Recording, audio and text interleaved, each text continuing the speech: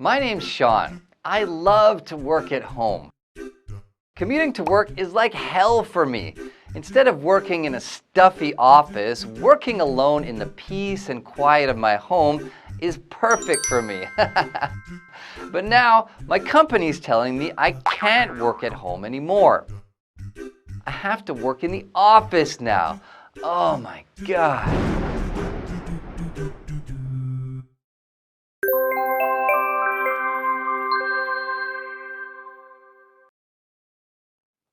Hello, I'm IGM researcher Rich. Marissa Mayer was appointed CEO of Yahoo to turn the struggling company around and bring the multinational internet corporation back to its former glory. Amidst all of her changes, Mayer made a stunning announcement. She decided to ban all Yahoo employees from working at home. All those who refused to accept the new policy were told to turn in their resignations.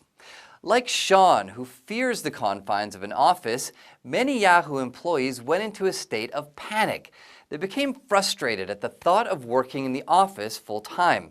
Mayer's decision to ban working at home opened her up to much criticism. After news of her announcement broke, Microsoft founder Bill Gates said, "The trend is to give employees flexibility, so this is counter-trend." One newspaper even anointed Mayer the Stalin of Silicon Valley. Quite a bit of research has been conducted on the effects of working at home, and all of the results show that working at home increases work efficiency and employee satisfaction. In fact, more and more companies are incorporating work-at-home policies. According to the U.S. Census Bureau, the number of work-at-home employees increased from 7% in 1997 to 9.4% in 2010. However, despite this research, one cannot say that Yahoo's new CEO made a bad decision. Mayer is a highly experienced executive who surely is aware of the benefits of working from home. She undoubtedly understood that she would be publicly criticized for her decision. Yet, despite the drawbacks to her decision, Mayer went ahead with her policy to ban working from home. So why did she implement the ban? Well, Mayer feels that there are two main problems with working from home. The first problem, she stated, is that working at home hinders employee communication. Often, detailed information shared in face-to-face conversations is not properly relayed when working from home. Of course, many companies share information through email and messenger services, but information conveyed electronically is often vague and not fully understood. When communicating electronically, it's easy to miss small but important details commonly shared in face-to-face meetings. Missing these small details can result in employees doing incorrect or misguided work. In addition, working at home can prevent employees from brainstorming with each other and coming up with innovative ideas. So, is there any way to overcome communication problems when working from home?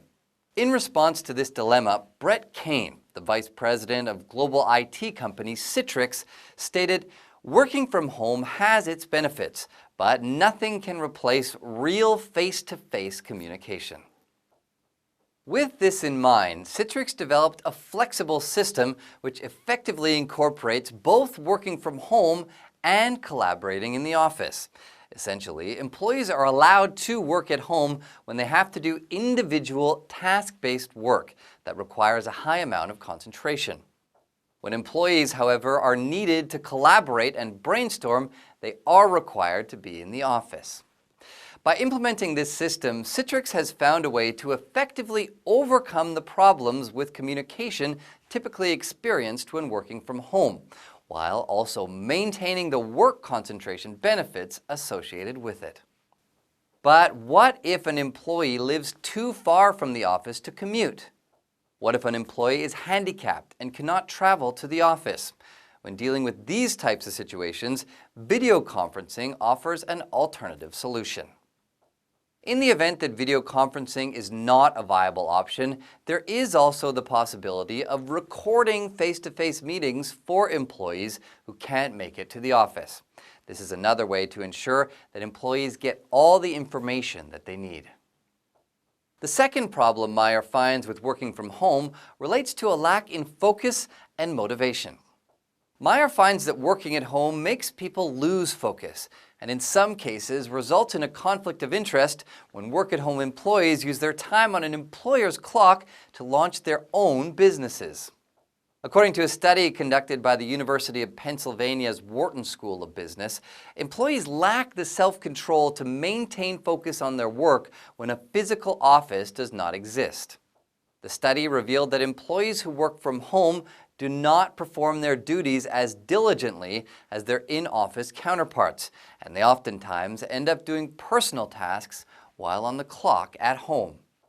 In order to rectify this problem, employees who work from home must be given proper motivation. U.S. software developer Automatic has found a way to get maximum effort from its work-at-home employees. Automatic is a global firm that caters to markets all around the world. However, Automatic's headquarters in San Francisco has only 8 employees.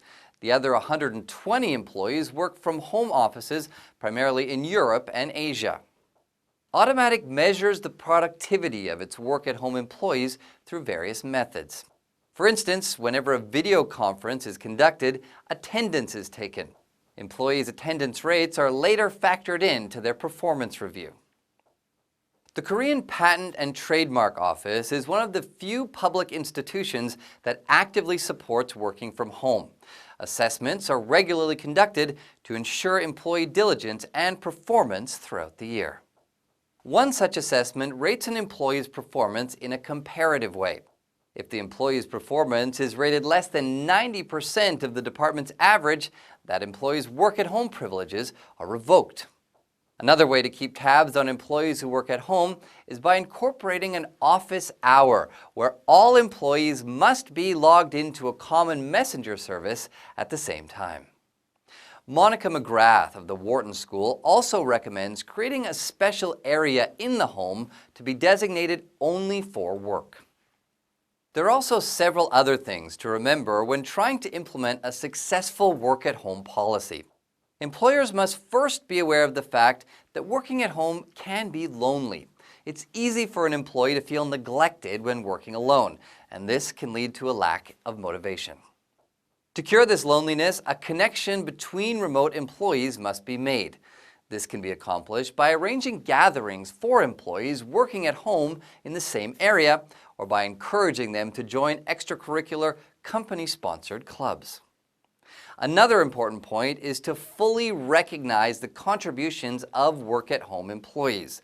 According to a Stanford University study, employees who work from home are 50% less likely to get promoted than employees who work in the office. This happened even when they perform at a high level. It's a classic case of out of sight, out of mind. Be careful of this, as it can lead to a severe drop in employee morale. Let's wrap up. According to a survey conducted by Hewlett-Packard, which employs a substantial number of work-at-home employees, 85% of all employees who work from home witness an increase in their work efficiency. However, in order to reap the most from working at home, the drawbacks must be dealt with. To accomplish this, first make sure that employees who work from home have all the information they need, including the minor details.